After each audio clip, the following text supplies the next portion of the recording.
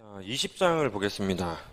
20장은 정보경제학이에요. 이 정보경제학은 사실 지금 이 연습 문제에 있는 정도의 문제들로만 확실하게 커버할 수 있는 테마는 결코 아닙니다.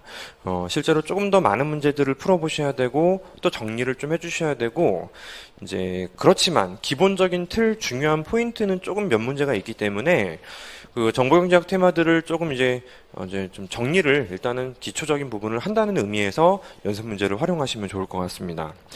1번 정보를 가진 측이 자신의 특성에 대한 신호를 전혀 보내지 않는 것이 유리함을 알면서도 신호를 보내는 이유는 무엇인가입니다.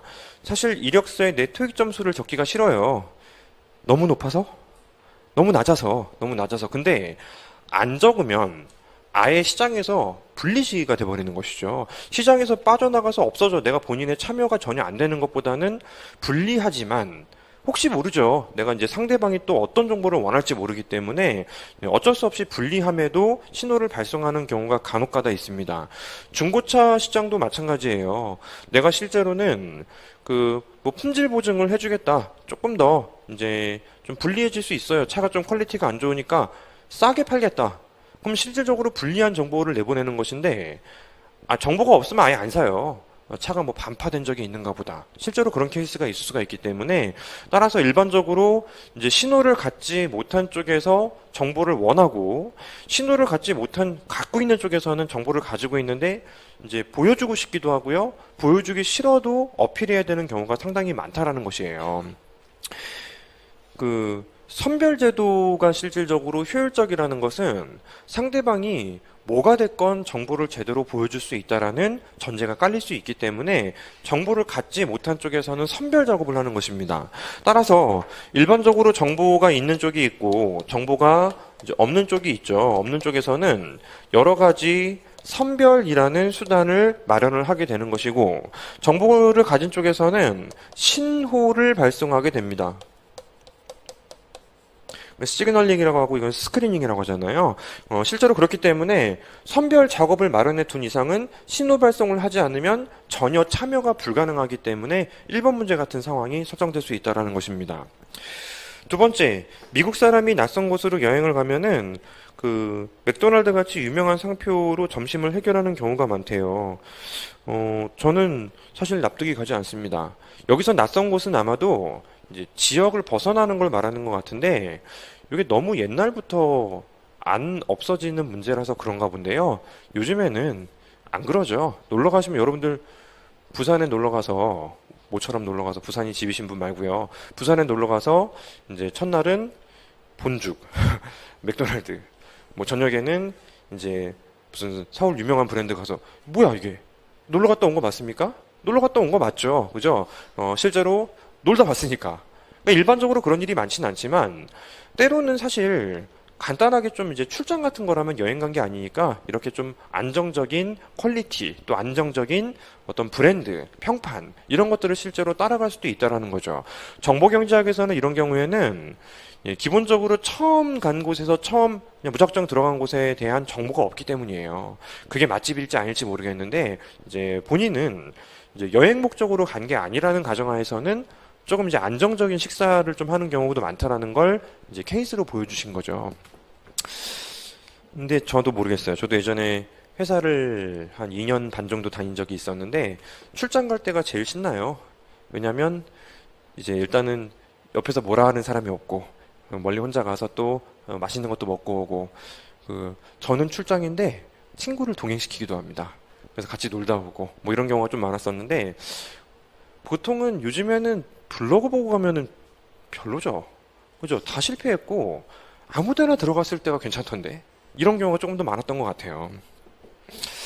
그래서 이제는 사실 신호 발송을 할 수 있는 기재가 더 부족해지는 것입니다. 진짜 우리 집은 맛있는데 정보를 표출할 방법이 없다라면은 장사가 안 되는 거죠. 어쩌면 그 신호 발송 기재 자체가 인터넷의 발달과 함께 오히려 우리에게 또 손해를 주는 경우도 훨씬 더 많아지게 됩니다. 어쨌든 이런 스토리를 깔자는 것이 아니고요. 일단은 뭐 제가 놀러 갔다 왔다는 이야기를 듣고 가시려고 여기 앉아 있는 건 아니기 때문에 기본적으로 이 문제가 왜 이렇게 좀 질문을 했는지에 대해서 생각해 보면은 신호 발송이 이게 품질, 브랜드에 의해서 이미 되어 있기 때문에 이제 낯선 곳에 가서 맥도날드로 이제 햄버거를 이제 함께 해결할 수도 있다. 뭐 이런 정도로 정리하시면 돼요. 세 번째 문제가 중요합니다. 중고차 시장에는 참살구라고 불릴 수 있는 차들과 개살구라고 불릴 수 있는 차들이 함께 나와 있습니다. PA, PB, 그리고 참살구의 소유자는 VA를 받아야 되고 개살구는 VB를 받아야 되는데 이제 개살구가 차지하는 비중이 K입니다. 요거 비슷한 전형적인 그래프는 제가 그려드린 적이 있어요. 자, 전체를 놓고 보자라는 것입니다. 전체를 놓고 보자라는 것인데 이제 세로축은 그냥 가격으로 체크를 할게요. 가격으로 체크하고 가격 단위이니까 이쪽은 이제 이거 저거 할 거 없이 모두 합친 것입니다. 즉 퀄리티가 좀 떨어지는 거 플러스 퀄리티가 좀 높아지는 거 이 두 개의 합을 라지 Q라고 판단한다면 시장 전체의 공급 곡선을 그릴 수가 있죠. 그죠? 자, 퀄리티가 낮은 자동차는 VA가 먼저였나? B가 나중이죠. B. VB만 받으면 되고요. 퀄리티가 높은 쪽은 VA만큼은 받아야 된다고 생각해요. 여기 적혀있는 V 값이 바로 본인의 차에 부여하는 가치입니다. 그래서 0과 VB 사이에서는 누구도 시장에 공급을 해주지 않아요. 누구도 시장에 공급을 해주지 않고 VB는 여기 개살구 시장은 시장에 참여될 수도 있고 뭐 안 나와도 그만이고 나와도 그만이고 전량 나와도 상관이 없습니다. 따라서 여기 한번 마킹해야죠. 전체 자동차가 Q바라고 한다면은 Q바 곱하기 개살구 시장의 비중이 K입니다. K 곱하기 K. K 곱하기 Q바만큼은 시장에 쏟아져 나올 수가 있게 되는 것이고요. 그거보다 적게 나오는 경우도 분명히 있을 것입니다. 근데 둘 사이의 가격이라면 안 나오는 게 이상하죠. 모두 나오는 게 자연스럽기 때문에 이 전체가 바로 공급 곡선의 궤적이 되는 것이고 VA가 되는 순간 나머지 이 전체 수량이 다 시장에 나올 수 있는 가능성이 생기는 것입니다. 당연히 둘 사이의 거리는 1-K 곱하기 Q바일 거예요. 즉 참살구 시장도 형성이 가능하다라는 것이고요. VA보다 높은 가격이 설정되었다라면은 모든 자동차가 시장에 나오면서 이게 바로 공급 곡선이 되는 것입니다. 자, 이제 우리는 기대 편익을 구해봐야 돼요. 일단은 첫 번째 기대 편익을 구할 때에는 모든 자동차가 시장에 나온다라는 가정을 깔고 내가 누릴 수 있는 자동차에 부여하는 기대 편익을 계산을 해야 될 거 아니겠습니까? 따라서 이 사람은 실제로 PA만큼의 편익을 누릴 수도 있고요. 그리고 B만큼의 편익을 누릴 수도 있습니다. 근데 개살구에 당첨될 가능성이 K가 되는 것이고요. 참살구에 당첨될 가능성이 1-K가 되는 것입니다. 자, 이게 지금 K 값이 주어져 있지 않고요. PA, PB도 미지수로 주어져 있기 때문에 계산을 할 수는 없어요. 계산을 할 수 없는데 경우의 수 세 가지를 한번 직선으로 긋고 한번 이야기를 해보려고요. 첫 번째 케이스. 계산해 봤더니 이게 여기예요. 여기. 어때? 모든 자동차가 시장에 나오겠죠? 본인들의 기대 편익이 VA보다 기대 편익이 높게 되는 케이스입니다. 기대 편익이 만약에 VA보다 높다면 등식은 빼요. 자, 이렇다면은 모든 자동차가 시장에 나오는 경우가 되기 때문에 1번 케이스가 됩니다. 모든 중고차가 판매된다. 따라서 1번 케이스는 여기 이 기대되는 편익이 VA보다 높은 경우예요. 근데 만약에 기대 편익이 예상컨대 이런 식으로 둘 사이에 엮여 있는 것입니다. 점선을 그을 거예요. 점선. 기대 편익이 만약에 이런 식으로 이렇게 기대 편익이 여기에 엮여 있다라는 것은 기대 편익 값이 VB보다는 크지만 VA보다는 작은 케이스가 되겠죠. 그죠? 그러면 어떻게 배우셨어요? 이러면 참살구는 그 가격에는 내가 못 팔아요. 따라서 개살구 시장이 형성되는 것입니다. 개살구 시장만 형성되는 것이고, 그러면 실질적으로 여기 기대 편익대로 계산을 지불하지 않습니다. 내가 요 기대 편익에 의해서는 PA라는 가격을 충당할 수 없기 때문에 참살구 시장이 없어질 게 뻔하므로 나는 낮은 이제 퀄리티의 자동차만 구매할 수 있겠구나라고 소비자들은 인식을 하게 될 거예요. 그래서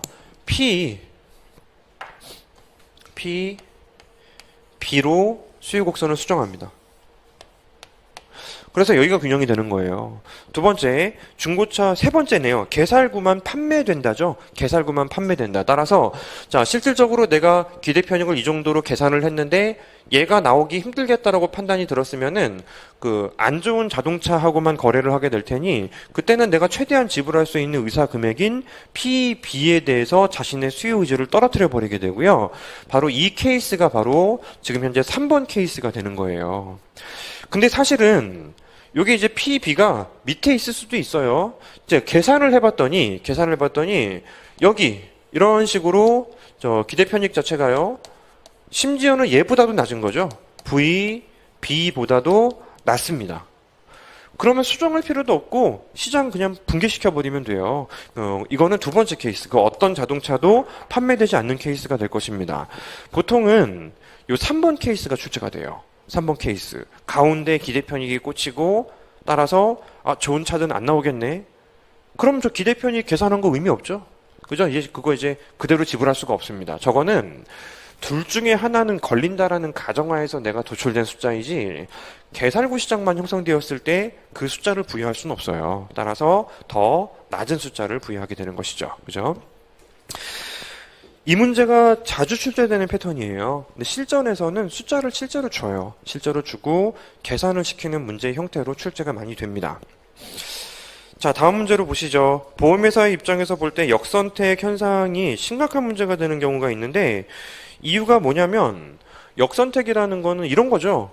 참살구는 사라지고 개살구만 남게 되는 것이기 때문에 화재보험이건 건강보험이건 사고 확률이 높은 사람들 또 건강 위험도가 높은 사람들만 가입하게 돼요. 이 사람들만 가입하게 되면 망하죠. 완전히 망하기 때문에 대응책을 마련을 하게 됩니다. 이제 사고에 대해서는 이력 같은 걸 조사를 하게 되고요. 심지어는 나이도 봐요. 여러분들 운전자 보험 하나씩 갖고 계시죠? 자동차 두 대씩 다 있으시니까, 그지? 자, 나이에 따라서 나이가 젊은 사람들이 조금 더 위험하게 몰 가능성이 높고, 경력도 중요하고요. 운전 경력도 금액에 좀 관여를 시켜주고, 자동차 값, 이것도 이제 관여를 할 수밖에 없겠고요. 보험 시장에서는 보험에 가입하기 전에 병력을 보고요. 가족력을 봐요. 따라서 이제 정말 개살구들만 가입시켜버리는 경우 회사가 파산이 돼버리기 때문에 따라서 이제 이 역선택의 문제를 해결하기 위해서 최선을 다하고 있습니다. 정보를 가진 쪽은 가입자들, 정보를 갖지 못한 건 보험회사. 이쪽에서 하는 게 뭐라고 했죠? 선별. 이 선별 작업들을 굉장히 신중하게 할 수밖에 없어요. 보통 이제 실무에서는 승인이 났다라고 표현합니다. 그러니까 승인이 날지 안 날지 모르기 때문에 기본적으로 승인 자체가 바로 선별 작업을 하는 거라고 보시면 되겠어요. 그래서 그거 거짓말이에요. 그 이순재 아저씨가 나와서 뭐 묻지도 따지지 다 물어보고요. 다 따져요. 실제로 그거는 뭐 있을 수가 없는 일이고 이제 기본적으로는 이제 이걸 막기 위해서 정부가 보험 시장에 개입하는 겁니다. 연금보험, 의료보험, 뭐 저기 노동보험, 고용보험 이런 것들이 실제로 모두 무조건 가입시키면 이 문제가 없잖아. 뭐 사고 확률이 낮건 높건 다 가입시켜버리면은 역선택의 문제는 존재하지 않죠. 그래서 일반적으로 우리가 정부가 보험 시장에 개입하는 것들이 상당히 많을 수밖에 없는 것이고 우리나라 의료보험은 선진국들이 와서 구경하고 가요. 굉장히 좀 세련된 구조를 가지고 또 소득 재분배 기능도 확실히 해주고 그리고 실제로도 이제 저항 없이 별 저항 없이 이제 어느 정도 이제 보험금 확보에도 큰 문제가 없고 구경하고 가고요. 그리고 이제 국민연금도 구경하고 가요. 다른 의미에서. 봐봐라. 벌써 저렇게 하니까 돈이 고갈되지 않느냐. 예측을 못한 거 아니냐. 돈을 왜 이렇게 많이 줬어.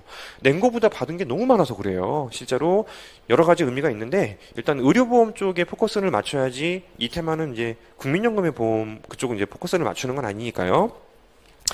간략히 설명해드린 것 같습니다. 5번 대규모 사과 과수원을 경영하는 한 기업은 참사과라는 브랜드를 붙여서 홍보하기 위해 많은 비용을 지출했는데 그 이유는 사실 이제 어떤 사과를 구매할지 진짜 난감해요.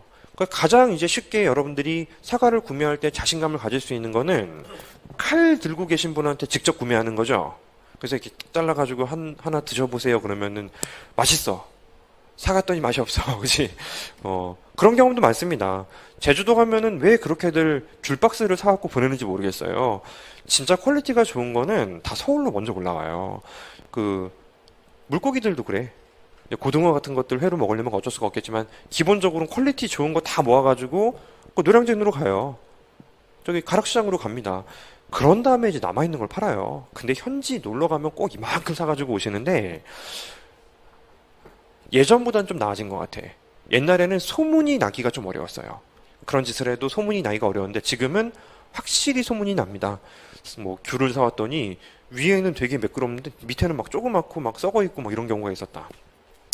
나아졌습니다. 인터넷이 실제로는 정보경제학에서는 정말 획기적인 사건이에요. 인터넷이 존재하면서 많은 정보를 얻을 수가 있었기 때문에 그렇고 또 반대로 또 문제가 생겼다고 말씀드렸죠. 인터넷 덕분에 또 다시 한번 또 정보의 왜곡이 추가적으로 발생할 수가 있습니다. 신호 발송. 근데 때로는 왜곡이 될 수도 있는 거죠. 이 브랜드를 믿고 구매했더니 별로였다.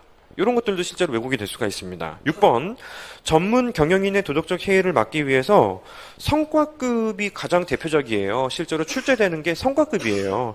그리고 보수를 일부러 가져갈 수 있도록 경영자에게 주식 보유 의무를 부여하는 경우도 있겠습니다. 그래서 이윤국 대화를 추구하게 만들어주는 것이 일반적으로 이제 유인일치 제약이라고 볼 수가 있겠죠. 열심히 일하게 만들어주는 것입니다. 거의 물샐 틈 없이 완벽한 사회보장 제도를 갖추었다고 뽐내는 사회에서 일어날 수 있는 문제는 다 들어눕는 거예요. 다 들어눕고 평소에는 이제 내가 의료비 같은 것도 신경 쓰면서 건강 관리하고 불날 거 걱정해서 소화기도 새로 이제 몇 대 몇 대 교체를 하고 근데 모두 다 가입을 해버리게 되면은 그 노력을 기울이지 않는 걸 우리는 도덕적 해이라고 부르고 있습니다. 이 도덕적 해이는 사회적인 관점에서 바람직하지 않을 때 쓰는 것이기 때문에 그게 개인에게 효용극대화라 하더라도 도덕적 해이라는 표현을 쓸 수가 있어요. 이제 일상적으로 쓸 때에는 누가 봐도 나쁜 짓을 할 때 도덕적 해이라고 하지만 경제학에서는 사회적으로 봤을 때 아쉬운 행동을 취하면 도덕적 해이라고 부르고 있습니다. 실제로 요즘에 그 도수치료 있죠? 도수치료 이게 막 마사지 받아주고 근데 되게 웃겨요. 여기가 너무 아파서 도수치료를 받으러 갔는데 이제 진단서 같은 형태로 써줘야지만 의료 실비 지급을 받을 수가 있어요. 10만 원 정도 합니다. 거기는 여전히 아프고 나머지가 시원해져서 오는 거야. 마사지 받고 온 거예요. 그냥 마사지 쭉 받고 이제 10만 원 내면은 한 3천 원, 뭐 만 원 의료보험 그 어디 가입되어 있는지 따라서 그 나머지 다 돌려받아요. 그게 아프면 뭐 1년에 80건까지 된대요. 그러니까 실제로 굉장히 주변에 좀 많으시고 일단은 가서 의사도 약간 결탁이 돼 있어. 여기가 좀 아픈데요. 아 그러시구나. 저희 가서 도수치료 받고 가시라고. 보지도 않아. 뭉쳤는지 뭐 아픈지 눌러보지도 않고 이런 경우도 굉장히 많습니다. 이게 모든 국민들이 정말로 이 도수치료 실비에 가입되어 있다라면은 그건 사실상 정부가 정부 지출을 하는 거죠. 너네들 다 도수치료 받아라. 그죠? 이런 문제들이 충분히 생길 수가 있는데 필요할 때 받는 게 아니고 굉장히 좀 이제 아무 때나 받는 경우가 많아지게 되고요. 도덕적 행위에 문제가 생길 수가 있습니다. 또 근로자들은 또 근로의욕 상실 유럽의 복지병 이런 것들이 실제로 문제가 될 수 있죠. 고용보험이 너무 완벽하면은 들어 누워버려요. 집에서 쉬어버려요. 경제학자 누구는 이제 근로자에게 지급되는 임금을 기업의 성과와 직결시키는 방식으로 개혁을 하자. 어떤 문제점이 있고 어떤 장점이 있겠느냐라는 것인데 그 기업의 성과와 직결시키면 스태그플레이션의 문제를 해결할 수 있다라고 봅니다. 자, 이게 임금을 성과와 직결시키면은 성과가 올랐을 때 임금도 오르니까 노동자들이 근로 의욕이 엄청나게 올라가게 됩니다. 그래서 보통 물가가 오르면은 얘네들이 노력을 해서 올린 거예요. 스태그플레이션을 막을 수가 있다라는 것이죠. Y가 감소하면서 물가가 오르는 일을 막을 수가 있다라는 것인데 현실은 사실 공급 충격이 부정적으로 거대하게 발생하면 보통 거시경제학에서 스태그플레이션이 발생한다고 봐요. 원유가 상승, 원자재가 폭등 이런 것들이 발생하면 보통 물가가 오르면서 경기가 위축되는데요. 그럼에도 불구하고 이제 그런 특수한 상황이 아니라면은 일반적인 경우에 스태그플레이션을 막을 수가 있다라는 거죠. 근로 의욕을 엄청 올릴 수 있습니다. 9번 이제 한 그릇에 4,000원을 받는데 곱빼기는 6,600원을 받아요. 왜 8,000원이 아니고 6,600원을 받는지에 대해서는 간단한 숫자를 생각해 보시면 충분히 판단을 내릴 수가 있습니다. 이거는 사실상 가격 차별이에요. 두 사람을 꺼낼 건데 두 사람에 대한 가격 차별이 아니고 각각 그릇에 대한 가격 차별이에요. 일단은 첫 번째 그릇은 누가 구매를 해도 4,000원을 받는 것이고 두 번째 그릇은 2,600원을 받는 것입니다. 그러면 실질적으로 이 비용이 사실 별로 안 드는 것 같아요. 뭐 짜장면 한 그릇도 배달됩니다. 이런 게 돈이 별로 안 남는다고 해도 이거는 배달 인건비 때문에 이제 고려하면 안 남는 것이고 보통은 이제 싸게 만드는 것 같아요. 실제로 1,500원, 2,000원 받는 집도 있으니까 뭐 큰 차이가 안 나는 것 같습니다. 자, 근데 뭐 사실상 편의상 사실상 비용이 거의 제로에 가깝다라고 가정하면은 무조건 파는 게 사실 베스트가 되는데요. 문제는 한 그릇이 아니고 무조건 두 그릇으로만 팔겠다라고 하면은 기업의 이윤이 떨어지게 돼요. 그러니까 마치 묶어 팔기 같은 느낌으로 가셔도 되는 것인데 제가 이제 숫자를 조금 사례를 한번 들어왔어요. A라는 사람이 있고 B라는 소비자가 있습니다. A라는 소비자는 한계 효용이 체감해요. 둘 다 한계 효용이 체감하는데 첫 번째 그릇에 대해서는 4,500원 정도를 부여할 수 있고 두 번째 이 사람도 4,500원 정도의 편익을 누린다고 해요. 근데 한계 편익이 체감하기 때문에 두 번째 그릇에서 이제 부여하는 가치가 확 차이 난대요. A라는 사람은 낮아요. A라는 사람은 낮아지고 B라는 사람은 거의 히딩크급이에요. 아직도 배가 고파. 그래서 실제로 3,000원 더 높은 가치를 부여하게 됩니다. 그럴 수 있죠. 그죠? 그래서 보통 이제 두 사람을 합친 거 숫자를 계산해 봤더니 이 사람은 예컨대 이제 5,700원, 제가 MC를 제로라고 했는데 잘못 말했어요. 7,700원 정도의 가치를 부여하는데 만약에 한계 비용이 한 1,500원 정도라고 한다면 그죠? 1,500원 정도. 이 사람은 이것까지 판매하는 게 좋죠. 근데 7,700원밖에 안 되니까 두 그릇은 못 팔아요. 맞습니까? 요거 두 그릇 팔 수가 없습니다. 만약에 이 사람이 8,000 넘어가면은 곱빼기로 팔 필요 없죠. 이 사람에게 두 그릇 팔면 되는 거거든요. 근데 지금 현재 두 그릇으로 이제 가격을 이제 단일 가격으로 책정하게 되면은 이 사람이 아예 고객이 되질 않습니다. 근데 이거는 고객이 되잖아. 그지? 따라서 그 1인당 일단 하나 그릇으로 두 사람을 고객으로 확보한 다음에 추가적으로 이 사람의 3,000을 고려하면은 7,700 더 추가해도 상관없구나 하면서 실제로 이 두 번째 가격까지 받아내 버리는 거예요. 따라서 실제로 여유가 있죠. 둘이 합치면 6,600원인데 둘이 합치면 7,700원이 이 사람은 곱빼기를 구매하게 될 거 아니겠습니까? 따라서 이 사람에겐 팔 필요가 없다라는 거죠. 이 사람은 실제로 이 두 번째 곱빼기에 부여하는 가치가 낮기 때문에 개개인별로 차별적인 편익을 고려해서 즉 한계 효용이 체감하기 때문에 곱빼기가 실제로 있다라는 거예요. 한계 효용이 체감하는 게 근본적인 원인이 되는 것입니다. 뭐 대단히 어려운 내용은 아니니까요. 보통은 저는 그래요. 저는 들어갈 때는 곱빼기가 막 머릿속에서 막 잔잔하게 남아있어요. 그 단어가. 근데 막상 몇 젓가락 먹으면 엄청 후회해요. 그만 먹고 싶은데 한 그릇이 남았어. 거의 이런 경우가 좀 많아서 웬만하면 이제는 자제하고 살려고요. 나이도 있고 또 과식해서 좋을 것도 없고 깨달은 지 얼마 안 됐습니다. 예전에는 그 뷔페 같은 데 가잖아요. 뷔페 같은 데 가면은 무조건 내가 이 모든 고객 중에 승자가 돼야 돼. 절대 질 수 없어요. 그 고기 구워주는 사람 있습니까? 그 사람하고도 지금 내가 경쟁이 붙어 있어. 그 사람하고 얼굴 도장 찍고 나와야지 왠지 이기는 것 같은데 지금은 그렇지는 않습니다. 뭐 일단은 그래도 남아있긴 남아있어. 많이 먹고 오는데 웬만하면 이제 안 가요. 자, 일단은 그 많은 사람들에게 곱빼기라는 것이 일반적으로는 그릇 단계에서 가격 차별을 하는 것이라고 생각하시면 좋을 것 같습니다. 다음 문제 보시죠. 보유해온 임야를 한 사람에게 부정하게 팔아버린 사건을 변호사를 선임하려고 하는데 이제 전체 소송에 이겨서 땅을 찾을 경우 20%를 양도하겠다라는 조건을 내걸었는데 거절당했습니다. 어떤 동기에서 그 제의를 거절했는지에 대해서 간단하게 또 숫자를 들어서 한번 이야기를 나눠보려고요. 이 사람이 실제로 소송을 진행하게 되면은 승소 여부와 상관없이 비용이 분명히 발생하게 될 것입니다. 케이스를 두 가지로 한번 생각해 보려고 하는데 만약에 본인 비용이 100이에요. 본인 비용이 100입니다. 본인 비용이 이제 100이라고 한다면은 이제 여기 이제 A하고 B 케이스를 나눌 것인데요. 이건 땅값 때문에 제가 이제 구별을 한 거예요. 본인 비용이 100인데 이게 이제 땅을 되찾으면은 땅값이 뭐 단위 생각하지 맙시다. 이 케이스는 4,500이라고 하고요. 이쪽은 6,000이에요. 근데 이기면 전부 다 내 돈이 아니잖아. 그지? 승리를 하게 되면 얼마의 돈을 챙길지 한번 계산해 보자고요. 승리 시 20%를 내가 챙길 수가 있기 때문에 이거는 얼마입니까? 2 곱하면은 8. 요즘에 계산이 잘 안 돼. 900. 이쪽은요?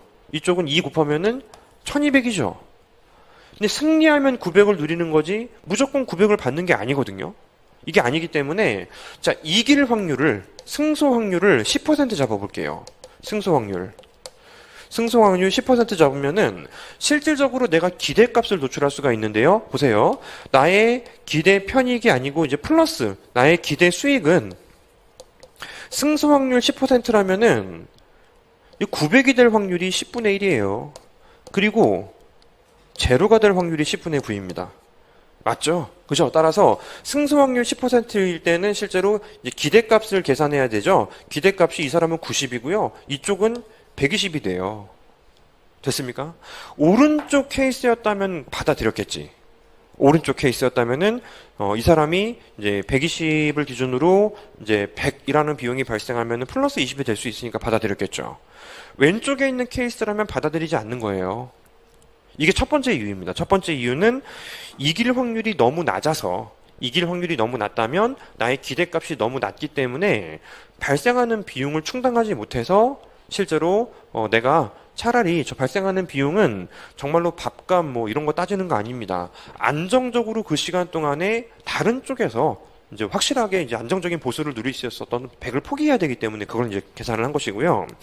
두 번째 이유는 자, 첫 번째는 제가 지금 가정한 게 변호사의 위험에 대한 태도를 제가 지금 어떻게 가정을 했습니까? 기대값만 가지고 판단할 수 있다고 했죠. 위험 중립자를 가정한 거예요. 이 첫 번째 케이스는 위험 중립자를 가정한 것이고 지금 현재 이 첫 번째 케이스는 바로 이 케이스를 가정해서 이제 위험 중립자라면 A는 거부할 것이고 B는 받아들였을 것이다라고 기대값만 가지고 계산할 수가 있는데 두 번째는요. 위험 기피자라면 어떨까요? 위험 기피자라면 사실 또 불확실성 테마에 폰노이먼 모겐스 함수를 꺼내고 그러자는 게 아니고요. 확실성 대등액 기억나십니까? 확실성 대등액? 이거 120이 기대값이라고 해서 확실성 대등액도 120이겠어요? 아닙니다. 더 왼쪽에 위치해요. 위험 기피자를 가정하면 확실성 대등액이 기준이 되기 때문에 효용함수의 형태에 따라서 B도 거절 가능합니다. 거절할 수 있어요. 불확실성 테마가 확실하게 머릿속에서 기억이 나신다면 바로 이해가 되실 것이고 어렴풋이만 기억이 나도 이 문장은 이해가 되실 거라고 생각합니다. 뭐 디테일한 부분은 또 본 수업들이 있으니까요. 여러분들이 실제로 이 위험을 기피하는 성향을 가정하게 되면은 어떻게 될지 몰라요, 사실. 그러니까 월등히 높으면 되겠지. 여러분 기대값이 발생하는 건 100인데 기대값이 1000? 그러면 위험 기피자라도 확실성 대등액이 해봐야 뭐 700, 800 떨어질 테니까요. 분명히 될 거예요.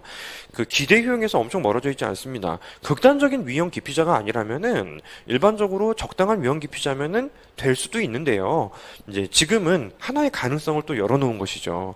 기대값이 높아도 기대 효용이 낮으면 내가 거절해 버릴 수도 있다라는 것입니다. 이런 경우에 이제 확실성 대등액을 기준으로 이제 판단을 내려야 되기 때문에 따라서 거절하는 걸 설명을 할 수가 있어요. 그래서 경제학에서는 이 두 가지 정도 적으시면 충분합니다. 그 이상 적을 건 없어요. 그렇죠? 이상 적는다는 거는 이제 뭐 행태 경제학, 행동 경제학 이런 쪽으로 가야 되기 때문에 일반적으로 경제학은 이 두 가지만 체크하시면 됩니다. 11번 어떤 회사의 전문 경영인은 그 기업이 산업 내 다른 기업들에 비해 상대적으로 얼마나 수익을 보였는가에 따라 달라지고 있는데 그러니까 우리만 좋으면 상여금을 받고요. 근데 우리도 나쁘고 상대도 나쁘면은 그래도 괜찮은 상여금을 누린대요. 대조군을 설정하는 것이죠. 경기 불황으로 내가 이제 이 사람에게 상여금을 지급할 것은 아니다. 다만 네가 더 잘해서 이제 못한 기업들을 뛰어넘을 수 있다면 상여금을 지급한다는 것은 기본적으로 이제 시장 동향과 경기 변동과 상관없이 경영인의 노력 수준에 대해서만 성과급을 지급하겠다라는 것이죠. 경영인의 노력 수준에 대해서만 성과급을 지급하기 때문에 도덕적 해이를 확실하게 방지할 수 있습니다. 그렇죠. 따라서 여러분들이 실제로 이런 회사에 들어가면 진짜 행복한 거예요. 대부분은 성과급이 없는 일을 하기 때문에 근로의욕이 좀 떨어져 있어요. 자신의 발전, 자신의 어떤 그 성취동기, 비전, 이런 거에서 열심히 하는 사람들이 분명히 있지만 대부분은 성과급이 별로 없는 편인 것 같습니다. 그래서 이제 보통은 전문 경영자가 아니면은 보통 직원들은 도덕적 해이의 문제를 어떻게 할 수가 없는 것 같아요. 어려운 문제는 아니었고요. 12번. 한 자동차 회사는 미국 시장에서 판매하는 자동차에 파격적인 품질 보증을 제공하고 있는데 국내에서는 5년 10만 킬로, 미국에서는 10년에 10만 마일입니다. 뭘 또 파격적이야. 조금 더 잘하는 거 그지? 파격적이려면 20년에 100만 마일 가야지 파격적이지. 파격이란 말 함부로 쓰는 거 아닙니다. 그죠?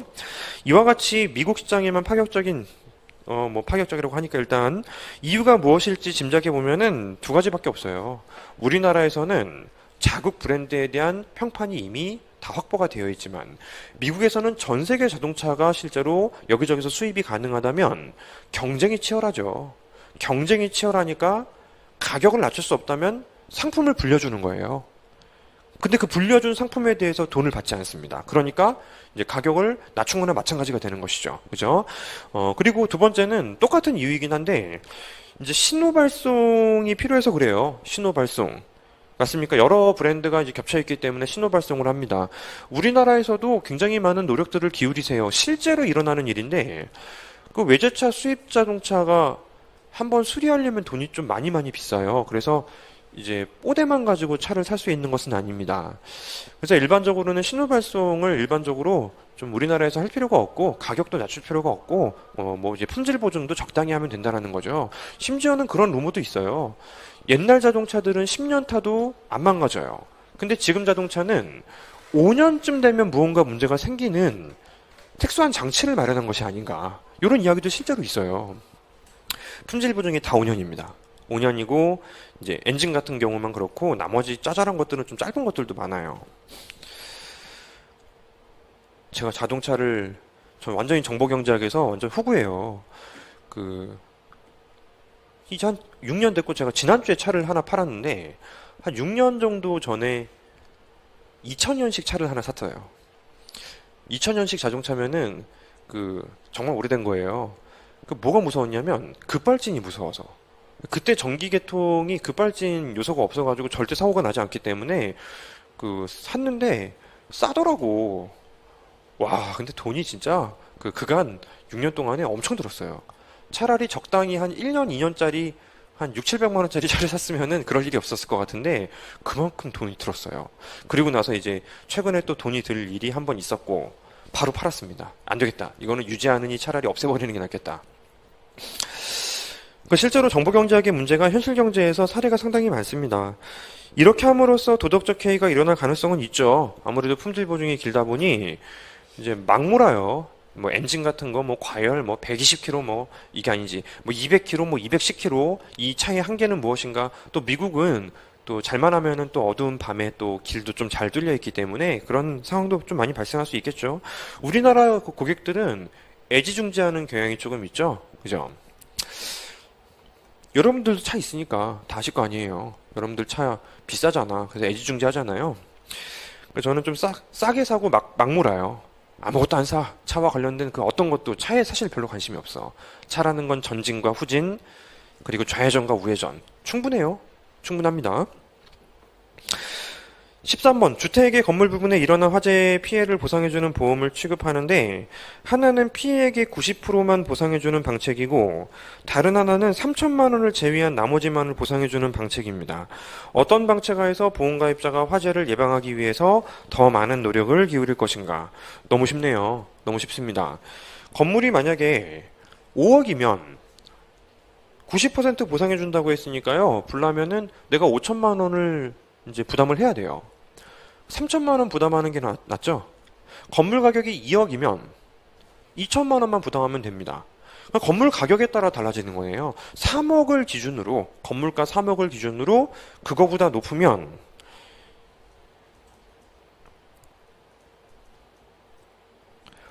90% 보상해주는 쪽에서 더 노력을 기울일 것이고요. 3억 미만이라고 한다면은 반대로 3천만 원을 지불하는 쪽에서 더 노력을 기울일 것입니다. 그 렌트카가 요즘에 그 초창기에 이제 시행착오를 다 겪고 요즘에는 자기 부담금을 좀 높였어요. 그 장기 렌터를 저는 장기 렌터를 하고 있습니다.